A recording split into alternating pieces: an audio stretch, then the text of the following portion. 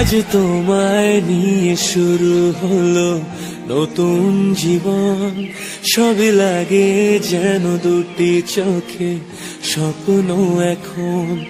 আজ তোমায় নিয়ে শুরু হলো নতুন জীবন, সবই লাগে যেন দুটি চোখে স্বপ্ন এখন। তোমার ওই হাসিতে। Hello everyone, welcome to my another blog ওয়েস লাইফস্টাইলে তোমাদের সবাইকে অনেক অনেক ওয়েলকাম। তো তোমরা সবাই কেমন আছো? আশা করছি ভালো আছো। আমিও ভালোই আছি গাইস। সো ভালো বলতে গেলে ওই যে মার একটু হাতে ইয়ে হয়েছিল, ওটার জন্য একটু খারাপ লাগছিল। বাট এখন যেহেতু আজকে আমাকে কলেজে যেতে হবে, তার জন্য দেখো সকাল সকাল উঠে পড়েছি। সো মা একটু ভাইকে পড়াচ্ছিল, যার জন্য আমি বললাম ঠিক আছে তুমি ওকে পড়াও, আমি বাদ বাকি যতগুলো কাজ আছে একটু একটু তোমাকে আগিয়ে দিয়ে যাই যেহেতু কলেজ যাব। সো প্রথমে সকালে ওই যে দেখো মা দাঁড়িয়ে আছে, তো মানে ভাই একটু বাইরে বেরিয়েছে, ওই কি একটা করছিল, যার জন্য মা বাইরে মানে বেরিয়েছে। তারপরে আমি ওই যে প্রথম কাজ যেটা হয়, গ্রামের মানুষদের উঠোন তো জানোই গাইস, সবার উঠোন বড় হয় না গাইস, কিন্তু আমাদেরটা মানে কি বলবো, এত বড় উঠোন ঝাড় দিতে দিতে অবস্থা শেষ হয়ে যায় গাইস। কিছু করার নেই, তাও দিতেই হয়। সো অন্য দিন মা দেয়, ঠাম্মি দেয়, আমি দিই।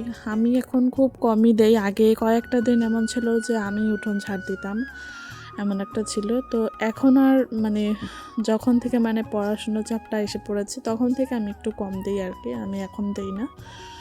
সো দেখো কত বড় উঠোন আমাদের, এখন তো তা একটু কমেছে। আগে তো বলে মা যখন নতুন নতুন বিয়ে হয়ে আসলো মানে মাদের জমানায়, তখন মা সম্পূর্ণ উঠোনটা ঝাড় দিত, লেপার সময়ও নাকি সম্পূর্ণ উঠোনই লেপতে হতো। তাহলে ভেবে দেখো তো গাইস অবস্থাটা কী হতো মার। তখন বাড়ির মধ্যে নাকি মাই প্রথম মানে বউ, এরকম একটা।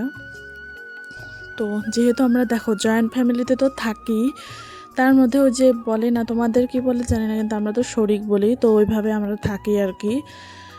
তো থাকেই আমাদের, কিছু করার নেই। তো দেখো এদিকে, তারপর দেখো উঠোন তো ঝাড় দিলাম, ওদিকের উঠোন। এখন আমাদের দেখো যারা গ্রামে থাকে তারা রাস্তা ঝাড় না দিলে তাদের একদম ভালো লাগে না, যেটা সত্যি কথা। আর যারা না দেয় না তাদের উপর আমার প্রচণ্ড রাগ হয়, কারণ যেখান থেকে তোমরা থাকো মানে সবসময় বসে থাকো, বের হলেই তো রাস্তাটা দিয়ে নিজের রাস্তাটাই তো বের হতে হয় না। তো আমার খুব রাগ হয় যখন কেউ যদি না দেয়। এমন অনেক মানুষ আছে যারা দেয় না, ভাল লাগে না বলো। কিন্তু আমরা আমাদের বাড়িতে ওরকম সিস্টেম নেই, আমরা সবাই যার যার মতো যার যার রাস্তা ঝাড় দিই আমাদের মানে আমাদের গ্রামে আর কি। তো দেখো তারপরে রাস্তা ঝাড় দেওয়ার পরে চলে আসলাম ঠাকুর নমস্কার করতে। তারপরে এই যে মা আবার আমাদের গার্ডেন থেকে কিছু একটা তুলছিল, সরি গাইস গার্ডেনই বললাম, কি বলবো বলো। তো এই যে সবজির টালান আর কি বলতে পারো। দেখো এত বড় একটা কুইডুকা তুলে নিয়েছে মা, ভাবতে পারছো কম বড় এটা? বাপরে বাপ সাইজে দেখো একবার। সো এটা দিয়ে কিছু একটা হবে হয়তো।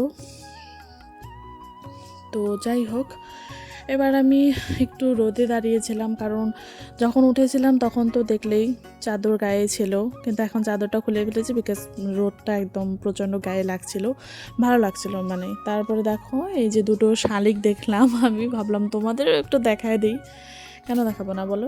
তারপরে এই দেখো আমাদের নাকি আজকে ধান ভাঙানো হবে, মানে ওই যে আটিগুলো মানে ভেঙে তার থেকে খের আলাদা করা হবে, তারপরে ধানগুলো আলাদা করা হবে। তো ট্র্যাক্টর এসে পড়েছে, ওই জন্য ধান্নি কিছু একটা করছিল ওখানে। সো মানুষ দিয়ে করানো হয় অ্যাকচুয়ালি, মানুষকে মানে যেরকম কামলা বলে, আমরা কামলা বলি, টাকা দিয়ে করানো হয়। সো যাই হোক, মা ওদিকে ভাইকে পড়াচ্ছিল, আমি এদিকে যেহেতু আজকে শনিবার, তাই দেখো গ্যাস মুছে ভালো করে ভাত সাত বসিয়ে দিয়েছি।